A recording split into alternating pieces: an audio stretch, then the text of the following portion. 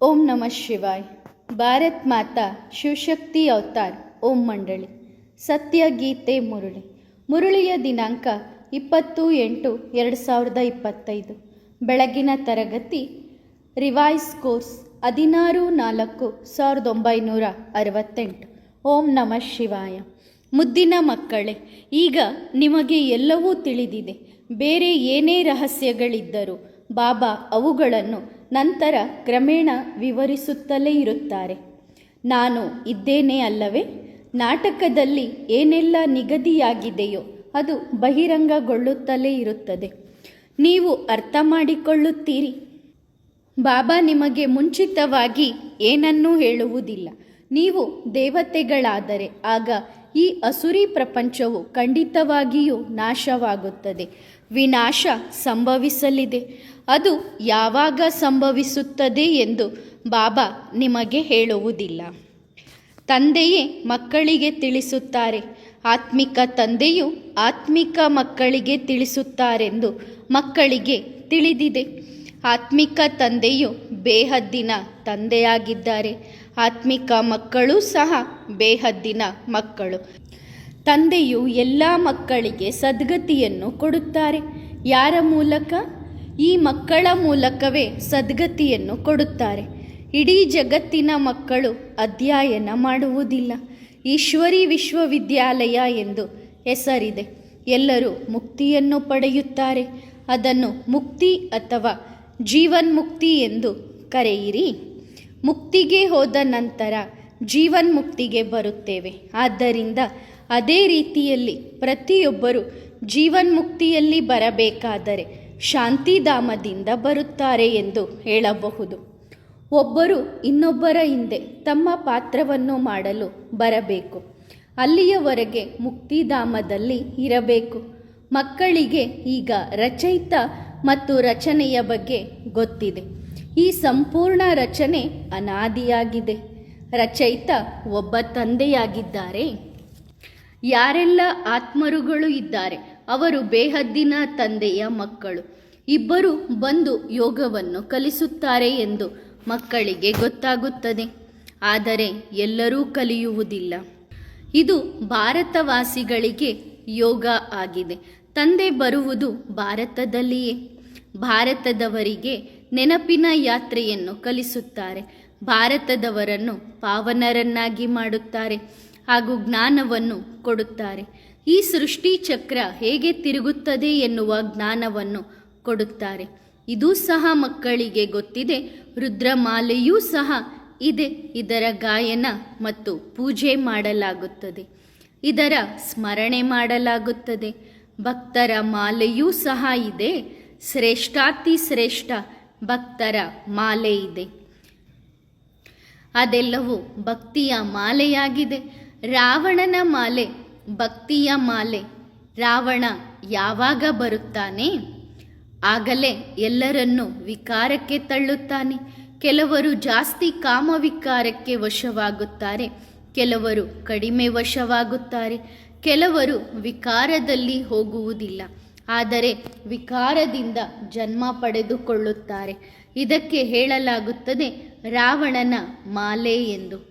ಈ ಕಲ್ಪದ ಸಂಗಮ ಯುಗಕ್ಕಿಂತ ಮೊದಲು ಯಾರೆಲ್ಲ ಇದ್ದಾರೆ ಅವರೆಲ್ಲರೂ ರಾವಣನ ಮಾಲೆ.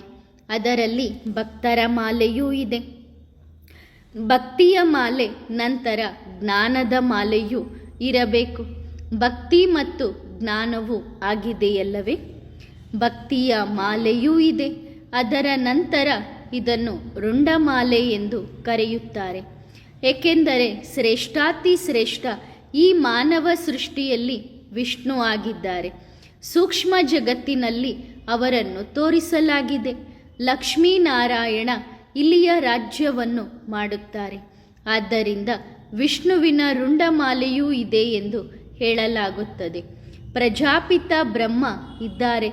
ಅವರ ಮಾಲೆಯೂ ಅವಶ್ಯವಾಗಿ ಇದೆ.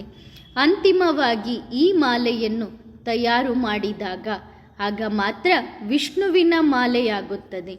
ಶಿವ ತಂದೆ ಎಲ್ಲರಿಗಿಂತ ಶ್ರೇಷ್ಠ. ನಂತರ ಎಲ್ಲಕ್ಕಿಂತ ಶ್ರೇಷ್ಠವಾದದ್ದು ವಿಷ್ಣುವಿನ ರಾಜ್ಯ.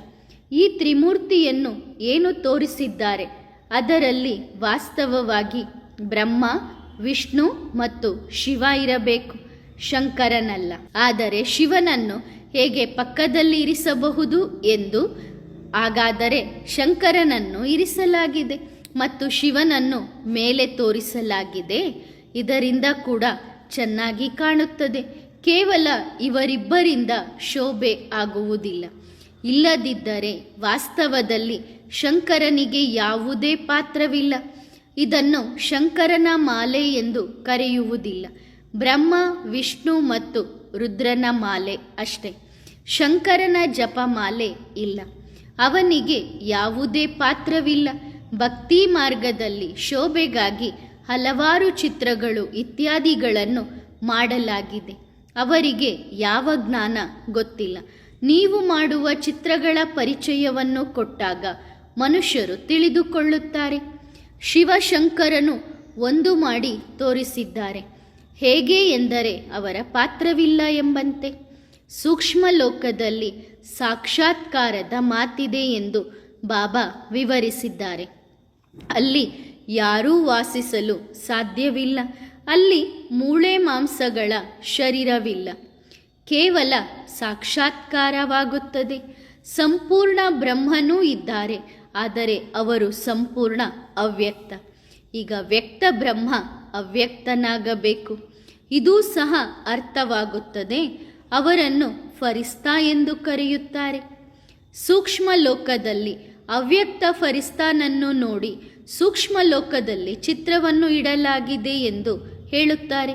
ಸೂಕ್ಷ್ಮ ಲೋಕದಲ್ಲಿ ಯಾರೂ ವಾಸಿಸಲು ಸಾಧ್ಯವಿಲ್ಲ. ಬೇರೆ ಏನೂ ಇಲ್ಲ. ನೀವು ಸೂಕ್ಷ್ಮ ಲೋಕದಲ್ಲಿ ಹೋಗಿ ನಿಮಗೆ ಕುಡಿಯಲು ಶುಭಿರಸ ಕೊಟ್ಟರು ಎಂದು ಹೇಳುತ್ತೀರಿ. ಈಗ ಅಲ್ಲಿ ಯಾವುದೇ ಮರವಿಲ್ಲ. ಅದು ವೈಕುಂಠದಲ್ಲಿರಬಹುದು. ಅವರು ಅದನ್ನು ವೈಕುಂಠದಿಂದ ತಂದು ಕುಡಿಯುವಂತೆ ಮಾಡುತ್ತಾರೆ ಎಂದು ಅರ್ಥ ಅಲ್ಲ. ಸೂಕ್ಷ್ಮ ಲೋಕದಲ್ಲಿ ಸಂಪೂರ್ಣವಾಗಿ ಸಾಕ್ಷಾತ್ಕಾರದ ಮಾತಿದೆ. ಬೇರೇನೂ ಇರುವುದಿಲ್ಲ.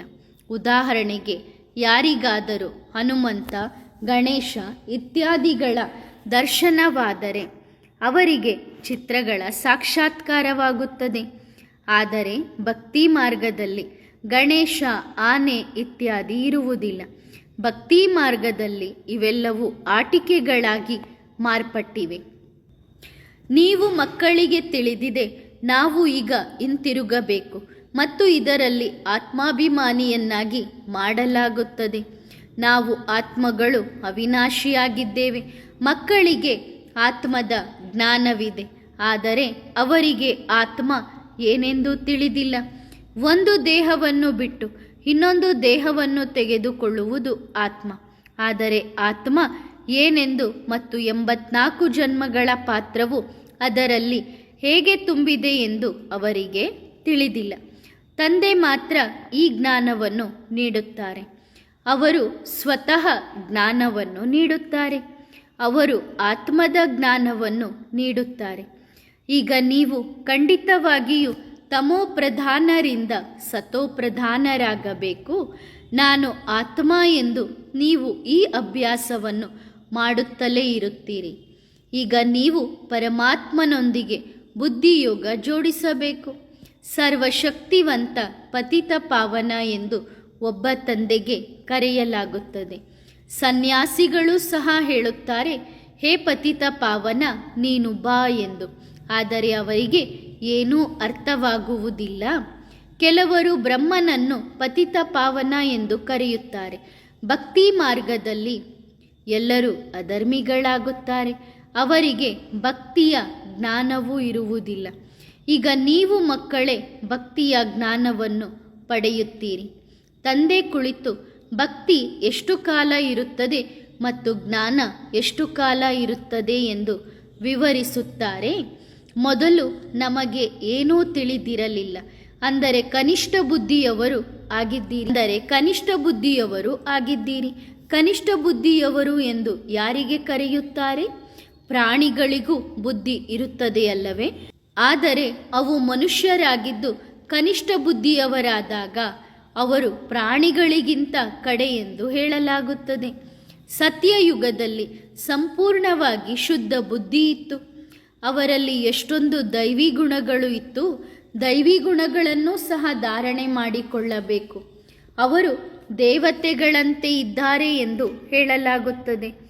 ಮಾನವರು ಹೆಚ್ಚಾಗಿ ಸಂತರು ಮತ್ತು ಋಷಿಗಳನ್ನು ನಂಬುತ್ತಾರೆ, ಆದರೆ ಅವರು ದೈವಿ ಬುದ್ಧಿಯವರಲ್ಲ. ಅವರನ್ನು ರಜೋಗುಣಿ ಬುದ್ಧಿ ಎಂದು ಕರೆಯಲಾಗುತ್ತದೆ. ರಾಜರು, ರಾಣಿಯರು ಮತ್ತು ಪ್ರಜೆಗಳು ಇದ್ದಾರೆ. ರಾಜ್ಯವು ಯಾವಾಗ ಮತ್ತು ಹೇಗೆ ಸ್ಥಾಪನೆಯಾಗುತ್ತದೆ ಎಂದು ಜಗತ್ತಿಗೆ ತಿಳಿದಿಲ್ಲ. ಇಲ್ಲಿ ನೀವೆಲ್ಲರೂ ಹೊಸ ವಿಷಯಗಳನ್ನು ಕೇಳುತ್ತೀರಿ. ಆದ್ದರಿಂದ ಮಾಲೆಯ ರಹಸ್ಯವನ್ನೂ ಸಹ ವಿವರಿಸಲಾಗಿದೆ. ತಂದೆಯು ಶ್ರೇಷ್ಠಾತಿಶ್ರೇಷ್ಠರು. ಅವರ ಮಾಲೆ ಇದೆ. ರುದ್ರನು ಮೇಲ್ಭಾಗದಲ್ಲಿದ್ದಾನೆ. ಅವರು ನಿರಾಕಾರ. ನಂತರ ಸಾಕಾರದಲ್ಲಿ ಲಕ್ಷ್ಮೀನಾರಾಯಣರಿದ್ದಾರೆ. ಅವರ ಮಾಲೆಯೂ ಇದೆ. ಬ್ರಾಹ್ಮಣರ ಮಾಲೆ ಈಗ ಮಾಡಲ್ಪಟ್ಟಿಲ್ಲ. ಕೊನೆಯಲ್ಲಿ ಬ್ರಾಹ್ಮಣರ ಮಾಲೆಯೂ ಕೂಡ ಮಾಡಲ್ಪಡುತ್ತದೆ. ನಂತರ ಅದು ರುದ್ರನ ಮಾಲೆ ಮತ್ತು ರುಂಡಮಾಲೆಯಾಗುತ್ತದೆ. ಈ ವಿಷಯಗಳಲ್ಲಿ ಹೆಚ್ಚು ಪ್ರಶ್ನೆ ಮತ್ತು ಉತ್ತರಗಳನ್ನು ಕೇಳುವ ಅಗತ್ಯವಿಲ್ಲ. ಮೊದಲನೆಯದಾಗಿ ಮುಖ್ಯ ವಿಷಯವೆಂದರೆ ನಿಮ್ಮನ್ನು ಆತ್ಮ ಎಂದು ಪರಿಗಣಿಸಿ ಪರಮಪಿತ ಪರಮಾತ್ಮನನ್ನು ನೆನಪು ಮಾಡುವುದು. ಜ್ಞಾನದಲ್ಲಿ ಹಲವು ವಿಧಗಳಿವೆ, ಆದರೂ ತಂದೆಯು ಈ ವಿಷಯಗಳಲ್ಲಿ ಹೆಚ್ಚು ಹೋಗಬಾರದು ಎಂದು ಹೇಳುತ್ತಾರೆ. ನೀವು ತಂದೆಯನ್ನು ಮಾತ್ರ ನೆನಪು ಮಾಡಿರಿ. ಈ ನಂಬಿಕೆ ದೃಢವಾಗಿರಬೇಕು. ಮುಖ್ಯ ವಿಷಯವೆಂದರೆ ಪತಿತರನ್ನು ಪಾವನ ಮಾಡುವುದು ಆಗಿದೆ. ನೀವು ಮೂಲವತನದಲ್ಲಿಯೂ ಪಾವನವಾಗಿದ್ದೀರಿ ಮತ್ತು ನೀವು ಸುಖಧಾಮದಲ್ಲಿಯೂ ಪಾವನವಾಗಿದ್ದೀರಿ. ನೀವು ಪಾವನರಾಗಿ ಪಾವನ ಜಗತ್ತಿಗೆ ಹೋಗುತ್ತೀರಿ, ಅಂದರೆ ಪಾವನ ಪ್ರಪಂಚವು ಸ್ಥಾಪನೆಯಾಗುತ್ತಿದೆ ಎಂದರ್ಥ. ಎಲ್ಲವೂ ನಾಟಕದಲ್ಲಿ ಇದೆ. ಹಲವು ಪ್ರಶ್ನೆಗಳನ್ನು ಕೇಳುವ ಪ್ರಶ್ನೆಯೇ ಇಲ್ಲ. ನಿಮಗೆ ಕ್ರೈಸ್ತರು ಅಥವಾ ಬೌದ್ಧರು ಇತ್ಯಾದಿಗಳ ಜ್ಞಾನದ ಅಗತ್ಯವಿಲ್ಲ. ಅವರ ಜ್ಞಾನದಿಂದ ನೀವು ಅಷ್ಟೊಂದು ಸಂತೋಷ ಅಥವಾ ಉನ್ನತ ಸ್ಥಾನವನ್ನು ಪಡೆಯಲು ಸಾಧ್ಯವಿಲ್ಲ. ಅದಕ್ಕಾಗಿಯೇ ತಂದೆಯು ಇತರ ಎಲ್ಲ ಧರ್ಮಗಳ ವಿಷಯಗಳನ್ನು ಬದಿಗಿಡಿ ಎಂದು ಹೇಳುತ್ತಾರೆ. ಇದು ಮುಖ್ಯ ವಿಷಯ. ಅದು ಪ್ರಯೋಜನವನ್ನು ನೀಡುತ್ತದೆ. ಯಾವುದೇ ಪ್ರಶ್ನೆಗಳನ್ನು ಕೇಳಬಾರದು. ಹೆಚ್ಚು ಅಧ್ಯಯನ ಮಾಡಿದಷ್ಟು ಉನ್ನತ ಸ್ಥಾನ ಸಿಗುತ್ತದೆ. ತಂದೆಯು ಇಡೀ ದಿನದ ಲೆಕ್ಕವನ್ನು ಪರಿಶೀಲಿಸಿ ಎಂದು ಹೇಳುತ್ತಾರೆ. ನೀವು ಏನಾದರೂ ತಪ್ಪು ಮಾಡಿದ್ದೀರಾ? ಉದ್ಯಮಿಗಳು ತಮ್ಮ ಲೆಕ್ಕದ ಪುಸ್ತಕವನ್ನು ನೋಡಿಕೊಳ್ಳುತ್ತಾರೆ. ಇದು ಕೂಡ ಒಂದು ಸಂಪಾದನೆಯಾಗಿದೆ. ನೀವು ಪ್ರತಿಯೊಬ್ಬರು ವ್ಯಾಪಾರಿಗಳು. ನೀವು ಬಾಬನ ಜೊತೆ ವ್ಯಾಪಾರ ಮಾಡುತ್ತೀರಿ. ನಿಮ್ಮಲ್ಲಿ ಎಷ್ಟು ದೈವಿ ಗುಣಗಳಿವೆ ಎಂದು ನೀವು ನಿಮ್ಮನ್ನು ನೀವೇ ಪರೀಕ್ಷಿಸಿಕೊಳ್ಳಬೇಕು. ನೀವು ತಂದೆಯನ್ನು ಎಷ್ಟು ನೆನಪಿಸಿಕೊಳ್ಳುತ್ತೀರಿ? ನಾವು ಎಷ್ಟೊಂದು ಅಶರೀರಿಗಳಾಗುತ್ತೇವೆ. ನಾವು ಬೆತ್ತಲೆಯಾಗಿ ಬಂದಿದ್ದೇವೆ ಮತ್ತು ಬೆತ್ತಲೆಯಾಗಿ ಹೋಗಲೇಬೇಕು. ಅಂದರೆ ಅಶರೀರಿಯಾಗಿ ಬಂದಿದ್ದೆವು ಮತ್ತು ಅಶರೀರಿಯಾಗಿ ಹೋಗಲೇಬೇಕು. ಎಲ್ಲರೂ ಬರುತ್ತಲೇ ಇರುತ್ತಾರೆ. ಒಬ್ಬರೂ ಕೂಡ ಮಧ್ಯದಲ್ಲಿ ಹೋಗಲು ಸಾಧ್ಯವಿಲ್ಲ. ಎಲ್ಲರೂ ಒಟ್ಟಿಗೆ ಹೋಗಬೇಕು. ಜಗತ್ತು ಖಾಲಿಯಾಗಿ ಉಳಿಯುವುದಿಲ್ಲ. ರಾಮನೂ ಹೋದನು ಮತ್ತು ರಾವಣನೂ ಹೋದನು ಎಂದು ಹಾಡಲಾಗುತ್ತದೆ, ಆದರೆ ಇಬ್ಬರೂ ಇರುತ್ತಾರೆ. ರಾವಣ ಸಂಪ್ರದಾಯದವರು ಹೋದಾಗ ಅವರು ಹಿಂತಿರುಗುವುದಿಲ್ಲ, ಉಳಿದವರು ಇರುತ್ತಾರೆ. ನಿಮಗೆ ಇದೂ ಸಹ ಮುಂದೆ ಹೋದಂತೆ ಸಾಕ್ಷಾತ್ಕಾರ ಆಗುತ್ತದೆ. ಹೊಸ ಪ್ರಪಂಚ ಹೇಗೆ ಸ್ಥಾಪನೆಯಾಗುತ್ತದೆ ಎಂದು ನೀವು ತಿಳಿದುಕೊಳ್ಳಬೇಕು. ಕೊನೆಯಲ್ಲಿ ಏನಾಗುತ್ತದೆ? ಆಗ ನಮ್ಮ ಧರ್ಮ ಮಾತ್ರ ಉಳಿಯುತ್ತದೆ. ನೀವು ಸತ್ಯಯುಗದಲ್ಲಿ ನೀವು ರಾಜ್ಯ ಮಾಡುತ್ತೀರಿ. ಕಲಿಯುಗ ಕೊನೆಗೊಳ್ಳುತ್ತದೆ. ನಂತರ ಸತ್ಯಯುಗ ಬರಬೇಕು. ಈಗ ರಾಮನ ಸಂಪ್ರದಾಯ ಮತ್ತು ರಾವಣನ ಸಂಪ್ರದಾಯ ಎರಡು ಅಸ್ತಿತ್ವದಲ್ಲಿವೆ. ಅವೆಲ್ಲವೂ ಸಂಗಮ ಯುಗದಲ್ಲಿ ಮಾತ್ರ ಇರುತ್ತವೆ.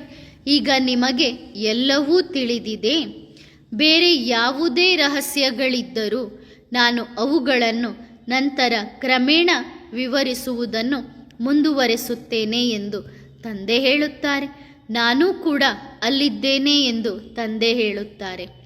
ನಾಟಕದಲ್ಲಿ ಯಾವುದೆಲ್ಲ ನಿಗದಿಯಾಗಿದೆ ಅದೆಲ್ಲವೂ ಬಹಿರಂಗಗೊಳ್ಳುತ್ತಲೇ ಇರುತ್ತದೆ. ನೀವು ಅರ್ಥ ಮಾಡಿಕೊಳ್ಳುತ್ತಲೇ ಇರುತ್ತೀರಿ. ನಾನು ನಿಮಗೆ ಮುಂಚಿತವಾಗಿ ಏನನ್ನೂ ಹೇಳುವುದಿಲ್ಲ. ನೀವು ದೇವತೆಗಳಾದರೆ ಅಸುರಿ ಪ್ರಪಂಚವು ಖಂಡಿತವಾಗಿಯೂ ನಾಶವಾಗುತ್ತದೆ. ವಿನಾಶ ಸಂಭವಿಸುವುದು ಖಚಿತ. ಅದು ಯಾವಾಗ ಸಂಭವಿಸುತ್ತದೆ ಎಂದು ಬಾಬಾ ನಿಮಗೆ ಹೇಳುವುದಿಲ್ಲ. ಅವರಿಗೆ ತಿಳಿದಿದೆ, ಆದರೂ ಹೇಳುವುದಿಲ್ಲ. ವಿನಾಶ ಹೇಗೆ ಸಂಭವಿಸುತ್ತದೆ ಎಂದು ಈ ಬಾಬನಿಗೂ ತಿಳಿದಿಲ್ಲ. ಇದು ನಾಟಕದ ಯೋಜನೆ. ಡ್ರಾಮಾದ ಪಾತ್ರ ತೆರೆಯುತ್ತಲೇ ಇರುತ್ತದೆ. ಬಾಬಾ ಮಾತನಾಡುತ್ತಲೇ ಇರುತ್ತಾರೆ. ನಿಮ್ಮ ಬುದ್ಧಿಶಕ್ತಿ ಎಲ್ಲವನ್ನೂ ಅರ್ಥ ಮಾಡಿಕೊಳ್ಳುತ್ತಲೇ ಇರುತ್ತದೆ. ಒಂದು ರೆಕಾರ್ಡ್ ಇದೆ ಅಲ್ಲವೇ?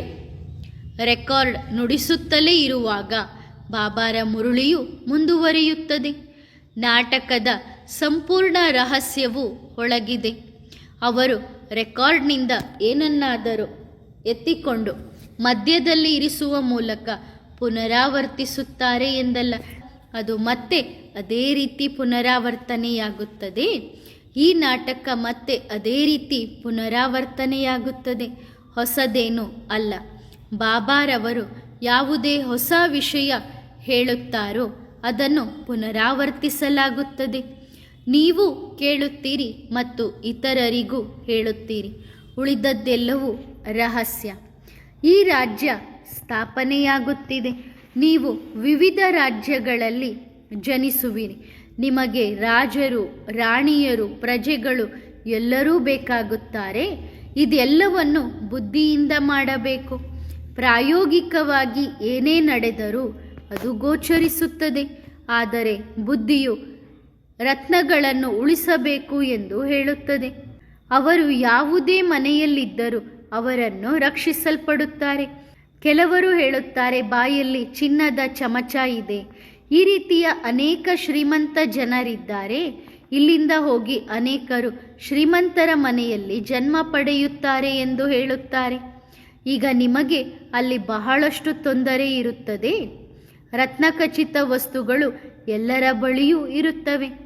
ಅದರಲ್ಲಿ ಅಷ್ಟೊಂದು ಶಕ್ತಿ ಇರುವುದಿಲ್ಲ. ಆ ಶಕ್ತಿ ನಿಮ್ಮಲ್ಲಿ ಇದೆ. ನೀವು ಎಲ್ಲಿಗೆ ಹೋದರೂ ನಿಮ್ಮದೇ ಆದ ಪ್ರದರ್ಶನವನ್ನು, ಚಿತ್ರ ಪ್ರದರ್ಶನವನ್ನು ತೋರಿಸುತ್ತೀರಿ. ನೀವು ಶ್ರೇಷ್ಠರಾಗುತ್ತೀರಿ ಅಲ್ಲವೇ? ಆದ್ದರಿಂದ ನೀವು ಹೋಗಿ ನಿಮ್ಮ ದೈವಿ ಚರಿತ್ರೆಯನ್ನು ತೋರಿಸುತ್ತೀರಿ. ಅಸುರಿ ಮಕ್ಕಳು ಜನ್ಮದಿಂದಲೇ ಅಳುತ್ತಾರೆ ಮತ್ತು ಚೀರಾಡುತ್ತಾರೆ. ಅವರು ಕೂಡ ಕೊಳಕಾಗಿರುತ್ತಾರೆ. ನೀವು ತುಂಬ ಕ್ರಮಬದ್ಧವಾಗಿ ವರ್ತಿಸುತ್ತೀರಿ. ಕೊಳಕು ಇತ್ಯಾದಿಗಳ ಪ್ರಶ್ನೆಯೇ ಇಲ್ಲ. ಇಂದಿನ ಮಕ್ಕಳು ತುಂಬ ಕೊಳಕು. ಸತ್ಯಯುಗದಲ್ಲಿ ಇಂತಹ ವಿಷಯ ಇರಲು ಸಾಧ್ಯವಿಲ್ಲ.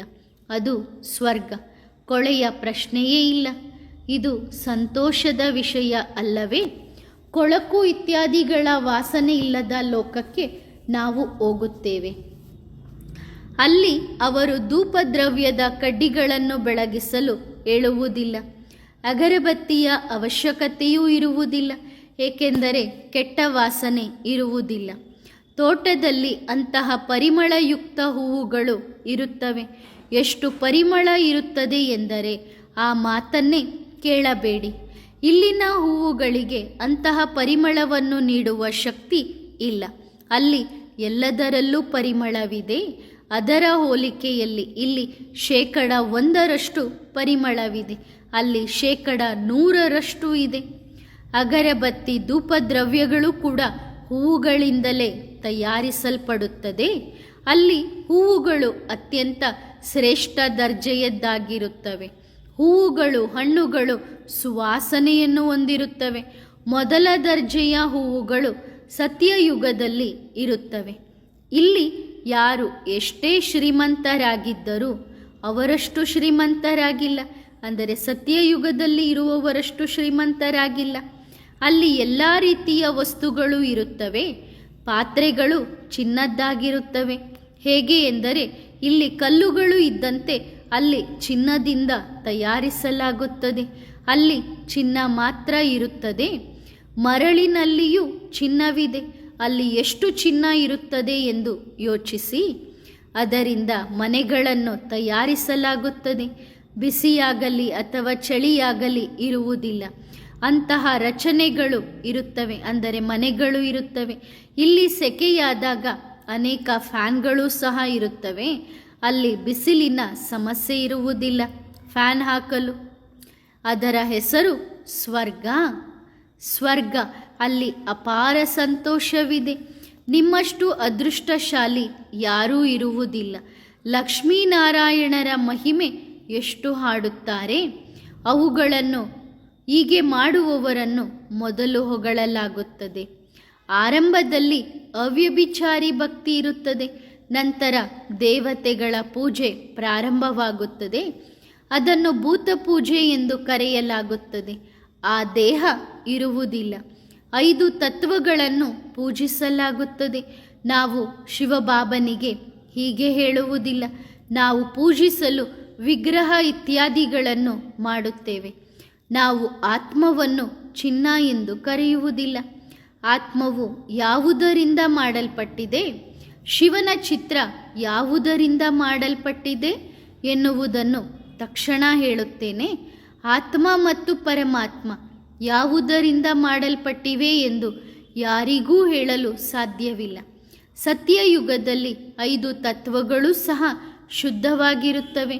ಇಲ್ಲಿ ಅವು ಅಶುದ್ಧವಾಗಿವೆ. ಆದ್ದರಿಂದ ಪುರುಷಾರ್ಥಿ ಮಕ್ಕಳು ಆಲೋಚನೆಗಳನ್ನು ಮಾಡುತ್ತಾ ಇರುತ್ತಾರೆ. ಬಾಬಾ ಹೇಳುತ್ತಾರೆ, ಇದನ್ನೂ ಸಹ ಬಿಡಿ, ಏನಾಗಬೇಕೋ ಅದು ಆಗುತ್ತದೆ. ಮೊದಲನೆಯದಾಗಿ ತಂದೆಯನ್ನು ನೆನಪು ಮಾಡಿರಿ. 4 ಕಡೆ ಇರುವ ನಿಮ್ಮ ಬುದ್ಧಿಯ ಮೋಹವನ್ನು ತೆಗೆದುಹಾಕಿ ನನ್ನನ್ನು ಮಾತ್ರ ನೆನಪು ಮಾಡಿರಿ. ಆಗ ನಿಮ್ಮ ಪಾಪಗಳು ನಾಶವಾಗುತ್ತವೆ. ನೀವು ಏನೆಲ್ಲ ಕೇಳುತ್ತೀರಿ ಅದು ಎಲ್ಲವನ್ನೂ ಬಿಟ್ಟು ಒಂದು ವಿಷಯವನ್ನು ಪಕ್ಕಾ ಮಾಡಿಕೊಳ್ಳಿರಿ. ನೀವು ಇದನ್ನೂ ಸಹ ಅರ್ಥ ಮಾಡಿಕೊಳ್ಳಬಹುದು. ಆದರೆ ಮೊದಲನೆಯದಾಗಿ ಸತೋಪ್ರಧಾನರಾಗಿರಿ. ನಂತರ ಸತ್ಯಯುಗದ ಪ್ರತಿಯೊಂದು ಕಲ್ಪದಲ್ಲಿಯೂ ಏನು ನಡೆಯುತ್ತದೆಯೋ ಅದು ಆಗುತ್ತದೆ. ಅದರಲ್ಲಿ ಯಾವುದೇ ವ್ಯತ್ಯಾಸವಿರುವುದಿಲ್ಲ. ಮುಖ್ಯ ವಿಷಯವೆಂದರೆ ತಂದೆಯನ್ನು ನೆನಪಿಸಿಕೊಳ್ಳುವುದು. ಇದು ಕಠಿಣ ಕೆಲಸ. ಅದನ್ನು ಪೂರ್ಣಗೊಳಿಸಿ. ಅನೇಕ ಬಿರುಗಾಳಿಗಳು ಸಹ ಬರುತ್ತವೆ. ನೀವು ಅನೇಕ ಜನ್ಮಗಳಲ್ಲಿ ಏನು ಮಾಡಿದ್ದೀರೋ ಅದು ಎದುರಿಗೆ ಬರುತ್ತದೆ. ಆದ್ದರಿಂದ ಎಲ್ಲ ಕಡೆಯಿಂದ ನಿಮ್ಮ ಬುದ್ಧಿಯ ಮೋಹವನ್ನು ತೆಗೆದುಹಾಕಿ. ಯಾವುದೇ ಬಿರುಗಾಳಿಗಳು ಬಂದರೂ ಅವುಗಳನ್ನು ತೆಗೆದುಹಾಕಿ ಮತ್ತು ಅಂತರ್ಮುಖಿಯಾಗುವ ಮೂಲಕ ನನ್ನನ್ನು ನೆನಪಿಸಿಕೊಳ್ಳಲು ಪ್ರಯತ್ನಿಸಿ. ಒಳ್ಳೆಯದು. ಆತ್ಮಿಕ ಬಾಪ್ ದಾದಾರವರ ನೆನಪು, ಪ್ರೀತಿ ಮತ್ತು ನಮಸ್ತೆ. ವರದಾನ: ಅಶರೀರಿ ಭವ. ನೀವು ಅಶರೀರಿಯಾಗುವ ವರದಾನವನ್ನು ಪಡೆದಿದ್ದೀರಾ? ನೀವು ಅಶರೀರಿಯಾಗಲು ನಿರ್ಧರಿಸಿದ ಕ್ಷಣವೇ ಆ ಕ್ಷಣದಲ್ಲಿಯೇ ನೀವು ಆಗುತ್ತೀರಾ? ಈ ಅಭ್ಯಾಸ ಸುಲಭವಾಗಿದೆಯೇ? ಕೆಲವೊಮ್ಮೆ ಇದು ಸುಲಭ, ಕೆಲವೊಮ್ಮೆ ಕಷ್ಟ. ಕೆಲವೊಮ್ಮೆ 1 ಸೆಕೆಂಡಿನಲ್ಲಿ, ಕೆಲವೊಮ್ಮೆ 1 ನಿಮಿಷ ಅಥವಾ ಅದಕ್ಕಿಂತ ಹೆಚ್ಚಿನ ಅವಧಿಯಲ್ಲಿ ಅಶರೀರಿ ರೂಪವನ್ನು ಅನುಭವ ಮಾಡುವುದು ಎಂದರೆ ನೀವು ಇನ್ನೂ ಸಂಪೂರ್ಣ ಸ್ಥಿತಿಯಿಂದ ದೂರವಿದ್ದೀರಿ ಎಂದರ್ಥ. ಸುಲಭವಾಗಿ ಅಶರೀರಿಯಾಗುವ ಅನುಭವ ಮಾಡುವುದು ಇದು ಸಂಪೂರ್ಣತೆಯ ಸಂಕೇತವಾಗಿದೆ. ಒಳ್ಳೆಯದು. ಓಂ ನಮಃ ಶಿವಾಯ.